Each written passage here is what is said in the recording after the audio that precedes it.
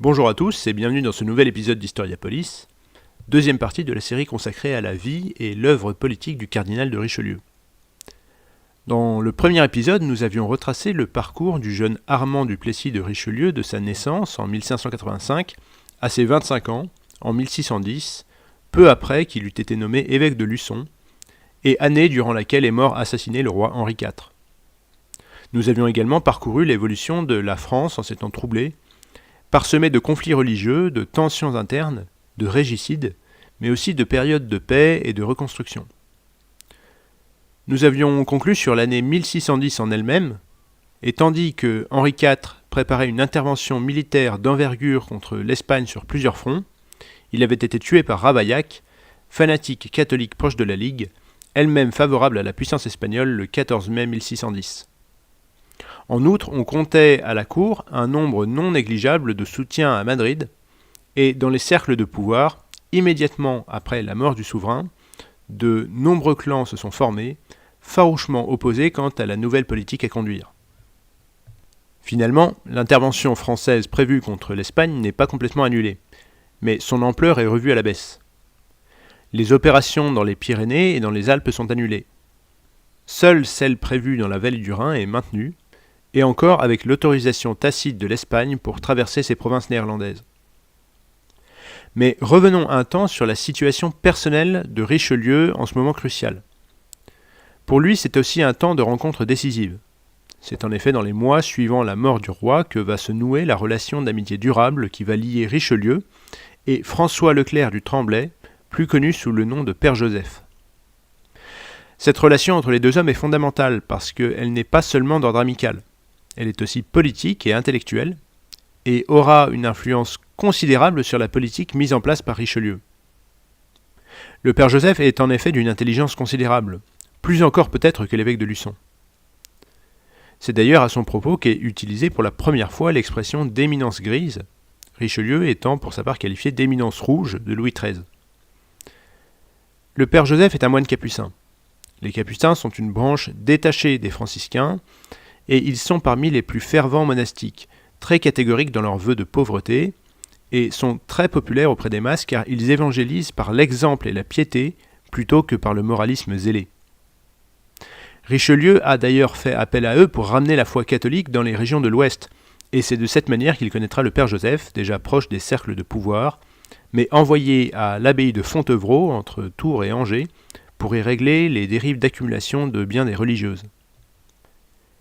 Du côté de la cour, les deux principaux clans influents sont les Guises, les plus exaltés de l'alliance espagnole, et les princes de sang, certes plus officiellement résolus à la défense de l'intérêt national, mais tout de même fort intéressés financièrement. Finalement, Marie de Médicis parvient à imposer un mariage croisé avec les Espagnols, tout en faisant revenir les princes de sang à Paris. Le mariage croisé dont il est question, c'est celui du tout jeune Louis XIII avec la fille du roi d'Espagne, Anne d'Autriche, qui a le même âge que lui, c'est-à-dire sensiblement une dizaine d'années, mais aussi le mariage de la petite sœur de Louis XIII, Élisabeth, la fille d'Henri IV, avec le prince héritier espagnol, futur roi Philippe IV. Tout cela rend le camp protestant assez inquiet. Par ailleurs, les finances du royaume continuent de sombrer dans le rouge. Finalement, ce sera l'année 1614 qui marquera deux événements importants, la majorité du roi, qui l'atteint à ses 13 ans, et puis dans la foulée, l'ouverture des États généraux, les premiers depuis 1588 et les derniers avant 1789. Richelieu, à force d'influence et de jeux de réseau, parvient à s'y faire élire en tant que membre de l'ordre du clergé. Quelques thèmes dominent ces États généraux, qui sont surtout l'occasion pour chaque ordre de défendre les réformes qui lui tiennent le plus à cœur. Ainsi, le clergé est-il surtout préoccupé par le fait que les réformes du Concile de Trente soient bien appliquées par la loi du Royaume de France. La noblesse et le tiers-état sont quant à eux mobilisés par la question des finances, en premier lieu les pensions versées aux grands seigneurs du royaume, mais aussi de la vénalité des charges, que l'on a évoqué dans le premier épisode, aspect important et controversé de l'organisation des élites françaises qui sera à l'origine d'une querelle de long terme entre noblesse et bourgeoisie, et qui aura des conséquences jusqu'à la Révolution.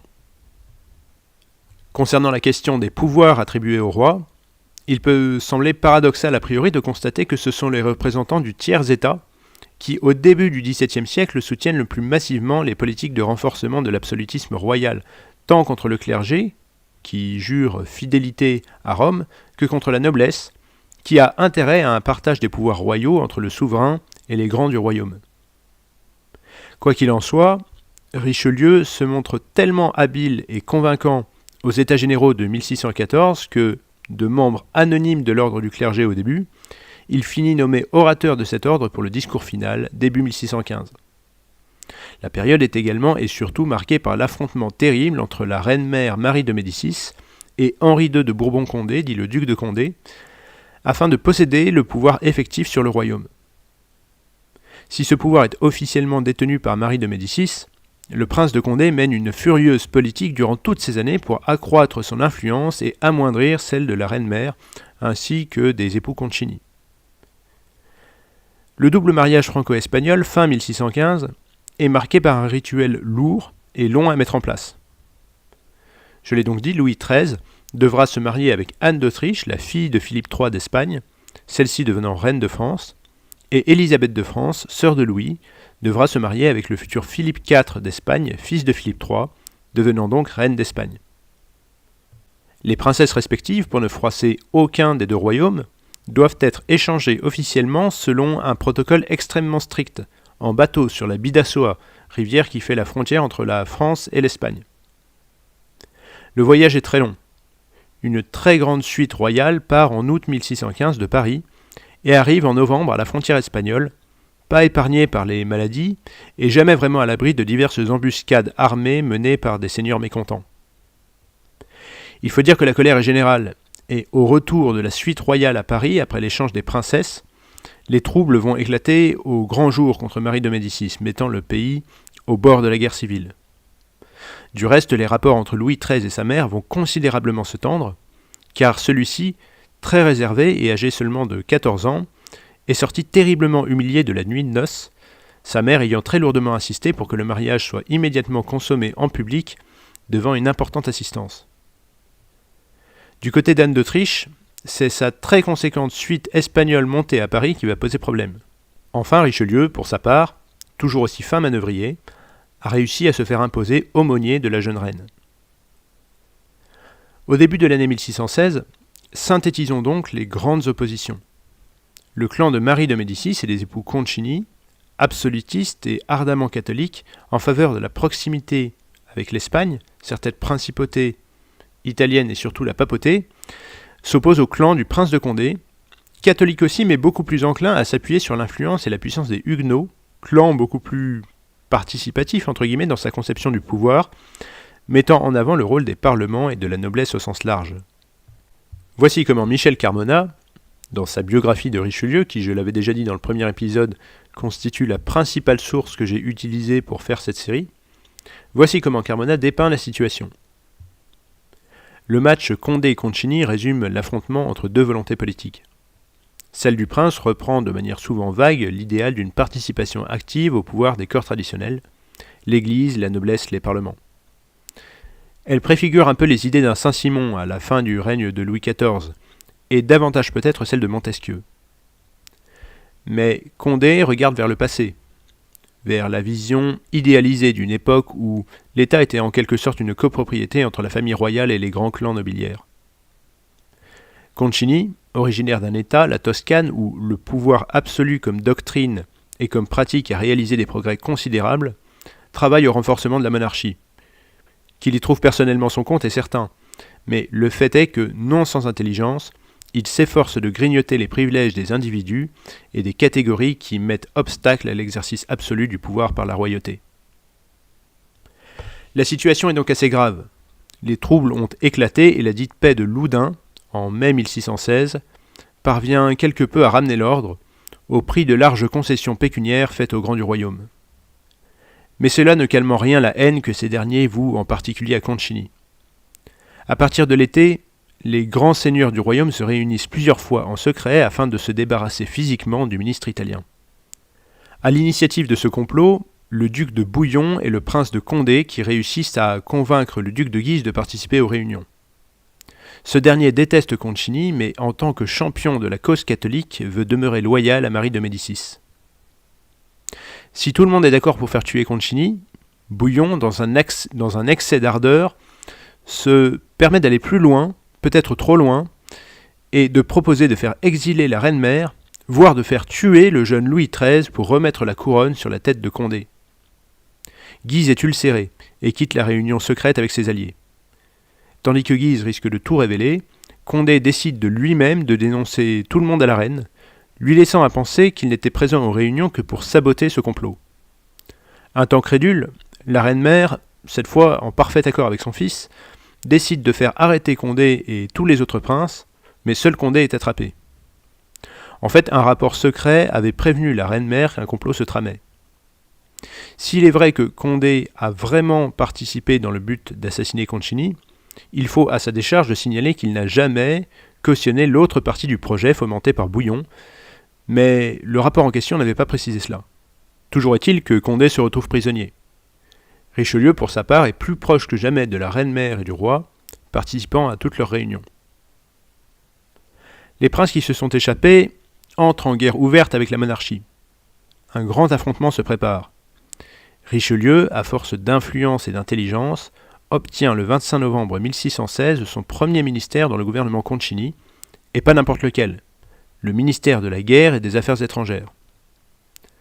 Au sein de ce gouvernement, il entretient des relations quelque peu distantes avec Concini, mais très amicales avec Claude Barbin, contrôleur général du royaume et numéro 2 officieux du gouvernement Concini. Mais une chose imprévue évolue.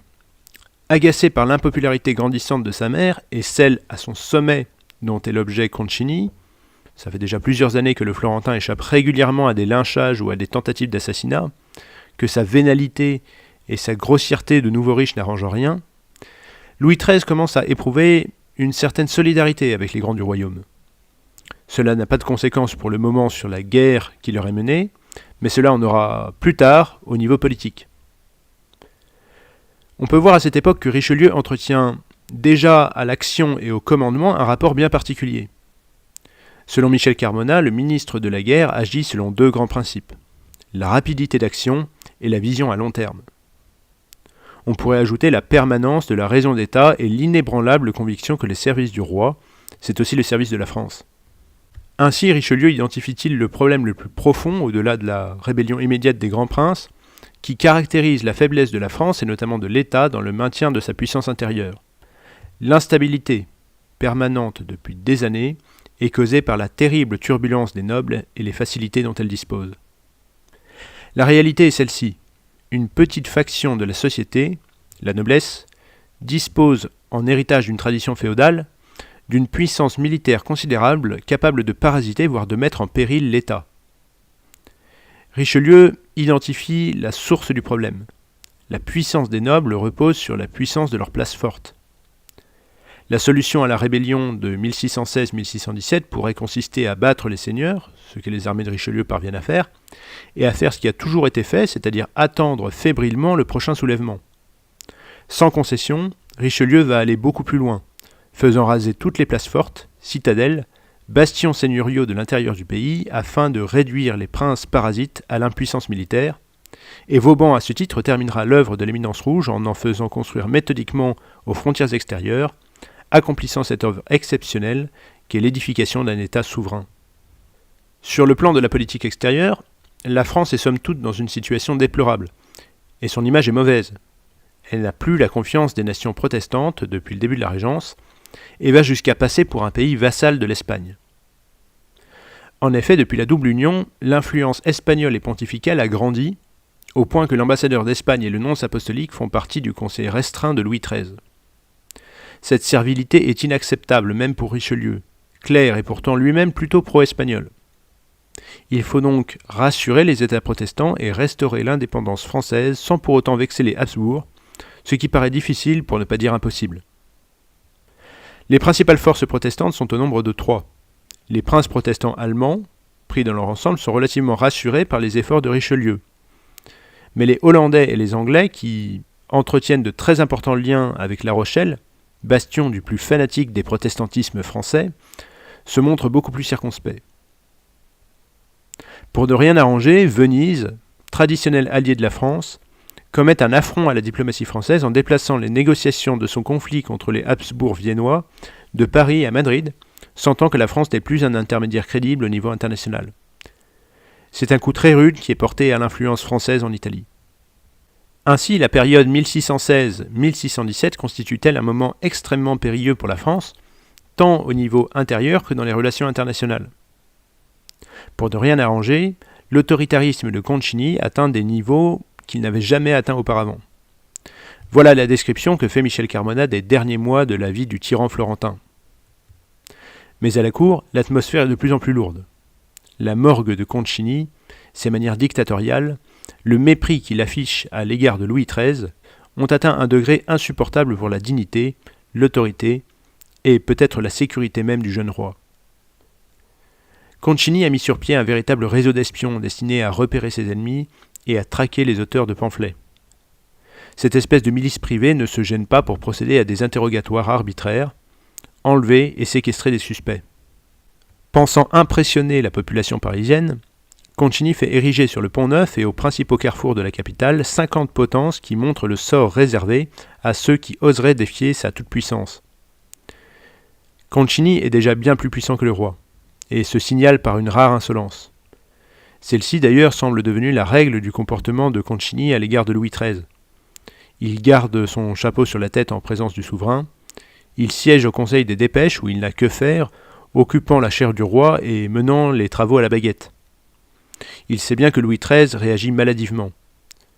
Concini n'en a cure, déclarant publiquement que s'il voulait, il lui ferait donner le fouet. En attendant, il a décidé de le soumettre à une surveillance de chaque instant et d'épurer son entourage de tous ceux qui pourraient éventuellement l'aider à se rebeller. Le roi va alors décider de prendre des mesures contre Concini. Dans la quasi-clandestinité, il réunit dès le début de l'année 1617 un cercle de très proches afin de mettre un terme au gouvernement du Florentin et de le faire arrêter. Ce cercle est composé de Charles d'Albert, duc de Luynes, qui est le plus important des confidents du jeune roi, Claude Guichard Desagents, secrétaire de la reine-mère qui joue le rôle d'espion en faveur du roi et qui l'a beaucoup instruit en économie, ainsi que le juriste Louis Tronçon. L'homme d'action de ce conseil restreint sera le baron de Vitry, capitaine des gardes du roi apparenté à Luynes. C'est lui qui devra réunir des hommes et défendre le roi au cas où tout dégénérerait. Il est d'abord envisagé d'évacuer le roi afin de le mener auprès des armées du duc de Guise, stationnées à quelques centaines de kilomètres de Paris, et de joindre les forces royales à celles des grands du royaume. Mais le roi refuse catégoriquement ce qu'il estimerait être une lâcheté impardonnable. Il est finalement décidé d'organiser l'arrestation de Concini et de l'assassiner au cas où il résisterait. Connaissant le tempérament de ce dernier, il était évident que de toute façon, il ne resterait pas sans réagir. Cette longue et minutieuse opération est préparée pendant plusieurs mois, et il est remarquable qu'elle n'ait jamais fuité, à une époque où tout à la cour se savait très rapidement. Richelieu lui-même n'a été au courant de rien jusqu'à l'assassinat. D'ailleurs, son interprétation de cette discrétion est évocatrice de ce qu'est une certaine France. Selon Richelieu, si l'opération n'est pas éventée, c'est parce que le roi ne s'est entouré que de petits nobles ou de roturiers. En effet, aucun des 4 conseillers que je viens d'évoquer n'appartiennent à la très haute aristocratie. Il est évident aux yeux de l'évêque de Luçon que de plus grands nobles, aveuglés par leur vénalité ou leur désir de pouvoir, n'auraient pas su tenir leur langue. Le seul endroit où Concini ne pouvait être accompagné d'une garde armée personnelle était le palais du Louvre. C'est donc l'endroit qui est choisi, le 24 avril 1617, pour en finir avec le Florentin qui, tentant de résister à l'arrestation du baron de Vitry, est transpercé de balles avant d'être achevé à coups de dague. Pour Richelieu, la situation est complexe.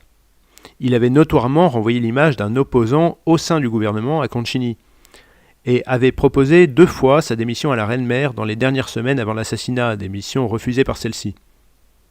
Le roi et ses proches en tiennent compte, mais le fait est qu'il est trop associé à l'équipe Concini, et que les anciens ministres d'Henri IV, que Louis XIII a rappelés à son service pour former un nouveau gouvernement, ne veulent voir aucune tête liée à Concini ou à Marie de Médicis travailler avec eux. Seul Desagents pourra faire exception et sera nommé intendant des finances. Ainsi est-ce la disgrâce pour Richelieu. Discrètement enterré, Concini est déterré par la foule, démembré et jeté dans la Seine, et Marie de Médicis semble être la cible suivante du peuple assoiffé de sang. Le roi décide de l'exfiltrer définitivement à Blois et de l'assigner à résidence dans des conditions correctes. Richelieu, pour sa part, a évité le lynchage en retournant la foule par un habile discours alors qu'il était reconnu dans Paris, mais le roi finalement décide de l'envoyer à Blois avec la reine-mère. Il devient le chef de son conseil personnel. Pour Richelieu, c'est le début d'une terrible traversée du désert de 7 ans. Il ne reviendra au gouvernement, certes plus fort que jamais, qu'en 1624. Dans un premier temps, le nouveau gouvernement sans Richelieu remporte tant à l'extérieur qu'à l'intérieur du royaume de francs succès. Il paraît renforcer son autorité et celle de la France dans son ensemble. Signalons tout de même à la fin de l'année 1617 la mort du marquis de Villeroy, qui avait été l'un des pontes du gouvernement depuis des décennies, traversant tous les régimes sans presque jamais être déboulonné depuis 1566 sous Charles IX. Pas franchement cultivé mais solide manœuvrier et bon gestionnaire, il avait été une figure de la vie politique française entre la deuxième moitié du XVIe siècle et le début du XVIIe. Tout cela profite à Luynes qui renforce encore son influence. En fait, Luynes n'est pas loin de reprendre le rôle dans l'autoritarisme et la prévarication qui le caractérise de Concini. D'ailleurs, son insistance abjecte à faire condamner à mort Leonora Galigai sous des motifs absolument fantaisistes, la sorcellerie notamment, n'a aucun autre objectif que de récupérer ses biens à son profit personnel, ce qu'il obtient sans peine après l'exécution de la femme de Concini en juillet 1617. En février 1619, la reine-mère s'évade de Blois avec l'aide du duc d'Épernon, sorte de baroud d'honneur visant à reprendre par elle-même le pouvoir auprès de son fils à Paris, tant Luynes a rendu la situation oppressante pour elle à Blois à force de surveillance, de vexation et d'interdiction. Richelieu, depuis un certain temps, avait été exilé en terre pontificale, en Avignon, car on estimait que son attitude confinait trop à la duplicité auprès de Marie de Médicis. On le rappelle en urgence car on estime qu'il est le seul à pouvoir la raisonner. C'est un retour aux affaires inespéré pour lui. Richelieu rétablit les choses fort rapidement. C'est essentiellement à lui qu'est due la réussite rapide des négociations de réconciliation entre la reine-mère et son fils, qui se concrétise le 30 avril 1619 dans la signature du célèbre traité d'Angoulême. Il faut également souligner le rôle de Pierre de Bérulle, fondateur des oratoriens en 1611, futur cardinal et concurrent de Richelieu qui joue un grand rôle dans le règlement de la querelle. Enfin, autre événement important de cette année 1619, le 8 juillet, la mort en duel du grand frère de l'évêque de Luçon, le marquis de Richelieu, qui touchera fortement le premier et l'incitera toute sa vie à lutter contre la pratique du duel. Tout semble avoir été réglé et pourtant les hostilités repartent de plus belle l'année suivante. Luynes continue, en dépit de la bonne volonté du roi et de la reine-mère, de se montrer très désagréable à l'égard de cette dernière. Et tandis que les accords stipulent qu'elle est censée rentrer à Paris, elle s'enferme à Angers, mobilisant de nombreux grands princes de l'ouest du royaume avec elle, à l'exception de Condé, qui a enfin été libéré et a pris le parti du roi. Richelieu et Luynes, chefs respectifs des conseils de la reine-mère et du roi, s'affrontent publiquement avec une grande violence verbale, mais au fond ne souhaitent pas la guerre. Celle-ci paraît pourtant inévitable tant les grands se sentent pousser des ailes et tant Condé pousse le roi à les mater. Finalement, le roi lance à l'été 1620 une grande offensive armée contre les places fortes de l'Ouest depuis la Normandie. Initialement en infériorité numérique, le soutien populaire croissant fait se rallier sans grand problème de plus en plus de seigneurs locaux, faisant croître les armées loyalistes et fondre à vue d'œil le soutien aux rebelles. Richelieu, ne manquant jamais d'ironie à l'égard des grands princes, constate encore une fois à quel point leur fanatisme verbal et leur grande mobilisation frondeuse n'a d'égal que la rapidité de leur débandade sur le champ de bataille. Finalement, la grande bataille annoncée de ce second soulèvement en 2 ans après l'évasion de la reine-mère, la bataille des ponts de C, se solde par une pitoyable retraite des rebelles. Richelieu, dans ce contexte, a toujours su garder l'image, dans le camp du roi, de la figure pacificatrice du camp de la reine-mère. Il s'est d'ailleurs hâté de négocier avec le camp loyaliste une nouvelle paix d'Angoulême, le traité d'Angers, permettant d'obtenir un certain statu quo, obligeant le camp de la reine-mère à faire amende honorable tout en revenant au conseil du roi, et, dans son cas personnel, réussissant un formidable coup double, se faisant promettre le chapeau de cardinal et mariant sa nièce avec le neveu de Luynes, scellant la réconciliation entre les deux hommes. Voilà donc pour ce deuxième épisode retraçant la vie de Richelieu et les destinées de la France à l'aube du grand siècle. On l'a vu, la période de la Régence a été très agitée, peut-être plus encore que celle qui l'a précédée, dominée par les messes basses et complots en tout genre, motivée par la haine, l'orgueil et la mégalomanie de tous les acteurs de cette pièce sanglante. Le prochain épisode, le troisième de la série, verra se régler de nombreux problèmes comme les querelles de pouvoir et l'incurie du gouvernement, Richelieu triomphant de la plupart de ses adversaires. Mais il verra aussi émerger de nouveaux ennuis pour le royaume de France, pas moins graves que les précédents. À l'extérieur, l'éclatement d'un gigantesque conflit à l'échelle européenne, la guerre de 30 ans, même si la France ne va pas immédiatement y participer, et à l'intérieur la reprise des troubles religieux entre protestants et catholiques, menant presque à une sécession des bastions réformés. Voilà donc pour cet épisode, j'espère qu'il vous a plu. Si vous l'avez aimé, vous pouvez le liker, le partager et le commenter. Et à bientôt sur Historiapolis.